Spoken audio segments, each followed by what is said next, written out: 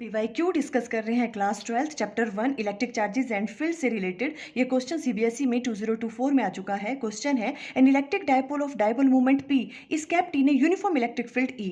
कोई electric dipole है जिसकी डायपोल मूवमेंट की वैल्यू आपको पी गिवन है और उसको यूनिफॉर्म इलेक्ट्रिक फील्ड में प्लेस किया हुआ है। The amount of work done to rotate it from position of stable equilibrium to that of unstable equilibrium.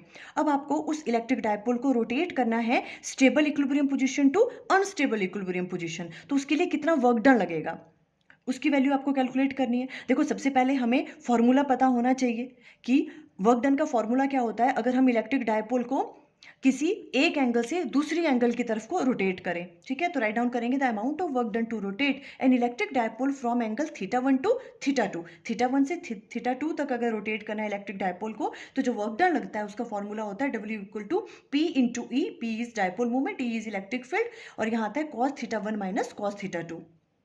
अब देखो हमें उस डायपोल को कहाँ से कहाँ तक रोटेट करना है, stable equilibrium to unstable equilibrium.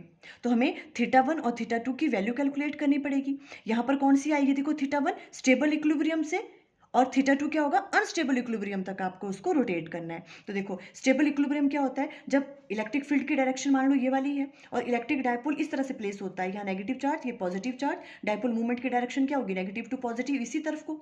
जब P और E के बीच में एंगल क्या होता है, जीरो, तब हम इसे कहते हैं डायपोल किस में है, स्टेबल इक्विलिब्रियम में है। तो θ1 की वैल्यू क्या आ जाएगी, जीरो, और स्टेबल से अनस्टेबल इक्विलिब्रियम तक रोटेट करना है ना। तो अनस्टेबल इक्विलिब्रियम में देखो थीटा की वैल्यू क्या होती है, अनस्टेबल इक्विलिब्रियम में इलेक्ट्रिक फील्ड इस डायरेक्शन में लग रही है, ठीक है, और डायपोल कैसे अरेंज होता है, देखो इस तरह से, यहाँ नेगेटिव चार्ज होता है और यहाँ पे पॉजिटिव चार्ज। डायपोल मूवमेंट की डायरेक्शन क्या होती है, negative to positive, means P इस डायरेक्शन में है, E इस डायरेक्शन में है।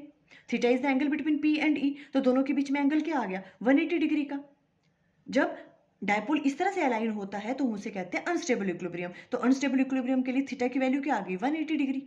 तो θ2 की वैल्यू क्या होगी, 180 डिग्री। तो ये वाली वैल्यूज पुट करेंगे, देखो W इक्वल टू आ जाएगा P इंटू ई, कॉस θ1 की वैल्यू क्या है, जीरो, तो जीरो माइनस θ2 की 180। ये सॉल्व करेंगे, cos 0 1 होता है, cos 180 माइनस 1 होता है, तो वर्क डन की वैल्यू आ जाएगी 2PE। Means option A is correct. For more previous years questions of chapter 1 electric charges and field, video का लिंक स्क्रीन पे आ रहा होगा। Thank you.